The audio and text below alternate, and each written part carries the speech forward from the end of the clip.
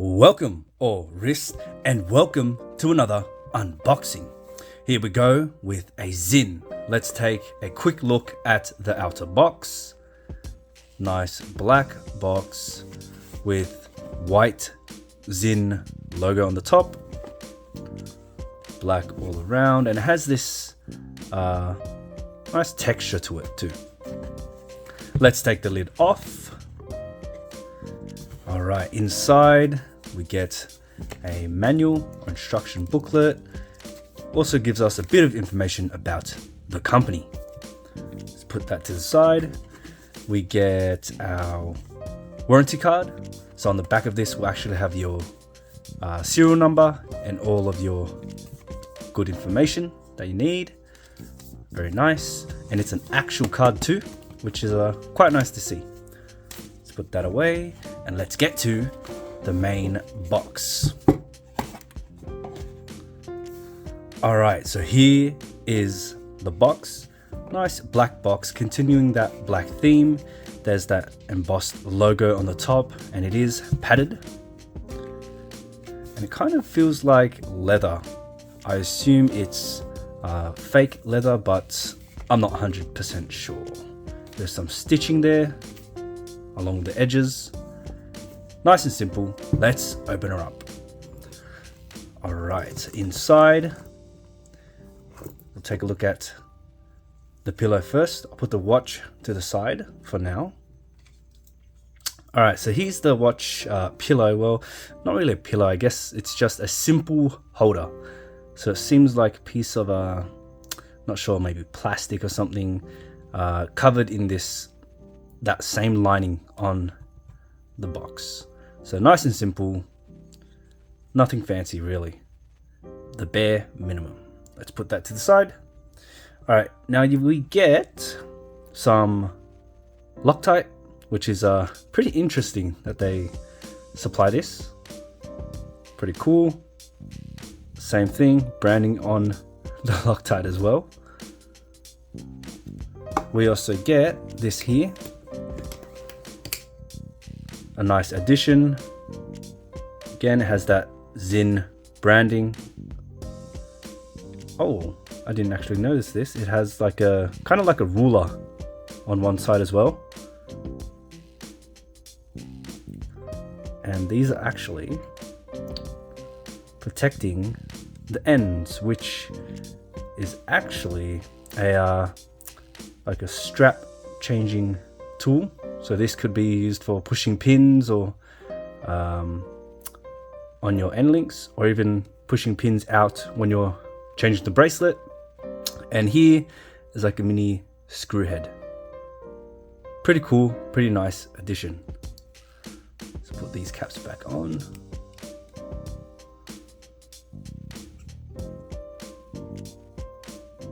Sweet. Let's put that to the side. We get our usual spare links, so it is sized to my wrist. And as you can see there, we get Allen keys to adjust the bracelet, which is something you don't see too often. Alrighty, now inside it is that same leathery lining found on that watch holder, as well as on this outer layer of the box. There are these elastic holders for that tool there, and nothing much else, to be honest. It is quite a simple box, padded at the top, white Sinn logo there, just like the outer box. Nothing too fancy. Alright, let's put this to the side and let's get to the watch. This is the Sinn 556A. Now I assume the A is in reference to the Arabic numerals found on the dial. As you can see, the 12, 3, 6 and 9. Now right off the bat, this watch has exceeded my expectations in terms of its just feel and first impressions of its aesthetics. Now when I was looking at this watch online, you know, the product shots and photos, it doesn't really do this watch justice. And what I mean by that is, when you see photos of this watch or even videos, it doesn't look very proportionate. So to me, when I was seeing these pictures, what I saw was very, thin lugs, and a very elongated crown and crown guard.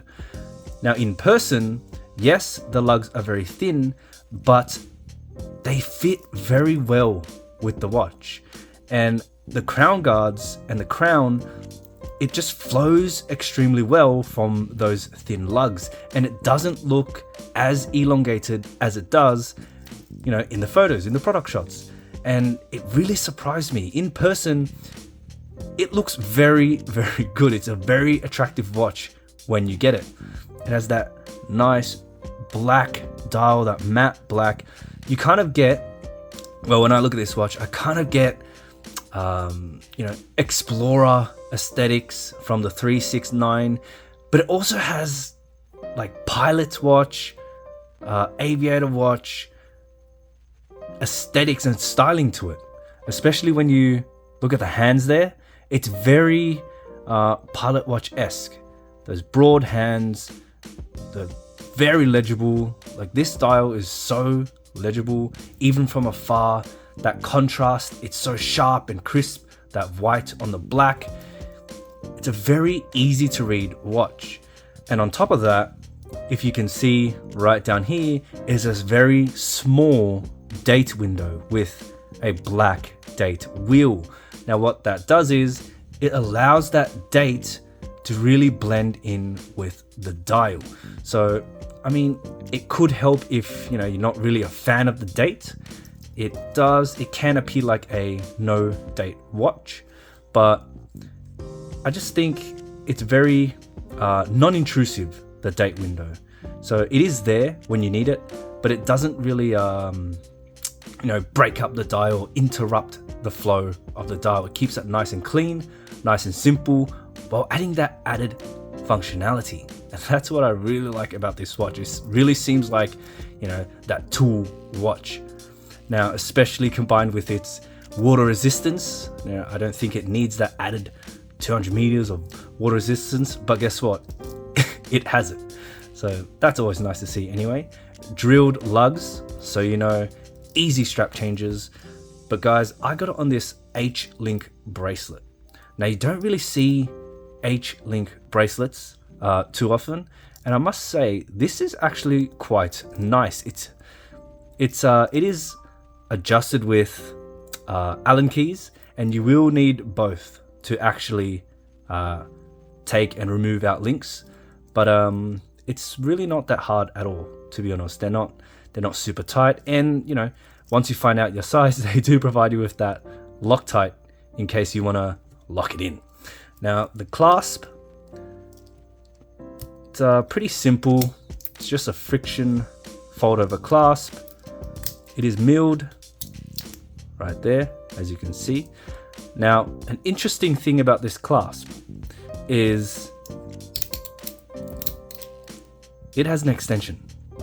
So you can see there, it has a diver's extension, or maybe just an extension in general. Maybe you want to fit it over a jacket when you're out and about. And it is a nice extension too. As you can see, it's milled, not stamped, which you might see more often. And it does remind me of the khaki field. The khaki field bracelet also has a extension, which is kind of cool. Maybe field watches including this to fit over like a heavy jacket or a heavy coat. You also get 3 points of micro adjustment, so you can get a good fit. It is signed on the clasp as well, nice and deep engraved. Don't think that's gonna, fade away anytime soon.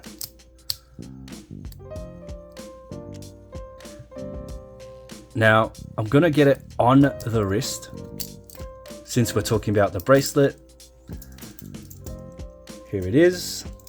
So this watch is about 38 millimeters, I believe, and it is on my 6.5 inch wrist here.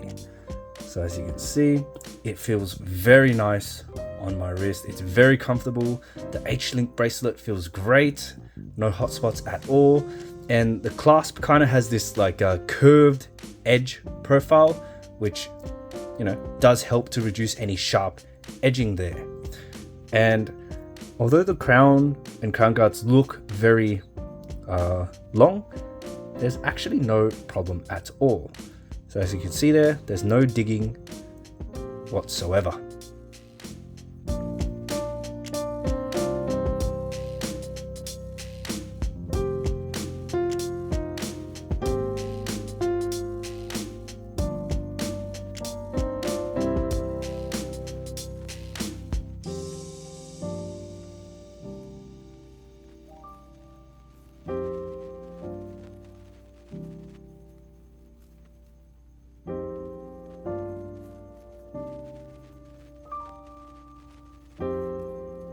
Taking a look at the finishing, this watch, it's all brushed, and I quite like this detail. It really emphasizes that tool watch nature of the timepiece and really plays into its overall composition. You know, as a field watch, you really want something that is you know, rugged and robust. It can really take a beating, and as we all know, brushed finishing tends to hide scratches much better than polishing. Now, if you're looking for something with a little flash, don't be discouraged when it comes to the 556 line. The case and the bracelet, they do have a lot of transitioning edges, which do help to capture light. So even though this is a, you know, completely brushed watch, you can see there that it does reflect light in different angles. So it does give you a bit of that, you know, flashiness, without being too overbearing. And I kind of like this. I like that all brushed look for this type of watch. Now that side profile there, you get nice sweep of the lugs. It's just very comfortable. A flat crystal. Doesn't protrude too much from the bezel. Signed crown. Let's take a look at the case back. Now this watch does have a display case back, so you can see that gorgeous movement there. Sinn on the rotor. A little decorated. Nice and simple, and it looks great. It's just good to look at. Revisiting the bracelet, it has female end links, and the links on this H-link bracelet, as you may notice, has very soft curved transitions to each link, which give it a really interesting visual experience. Now guys, the end links, as you can see, they fit really well to the case. They kind of follow that same lug curvature, and you can barely see any gap between them. And I'd really like to see these types of end links where it really does match, you know, well with the watch, because as you may know, I am a bracelet guy. But guys, I can tell already this will look absolutely fantastic on straps, and I will be trying this on straps. Now, once I spend more time with this watch, I will do a more in-depth review. If you liked the video, give it a thumbs up and consider subscribing for more watch content. I'll see you in the next one.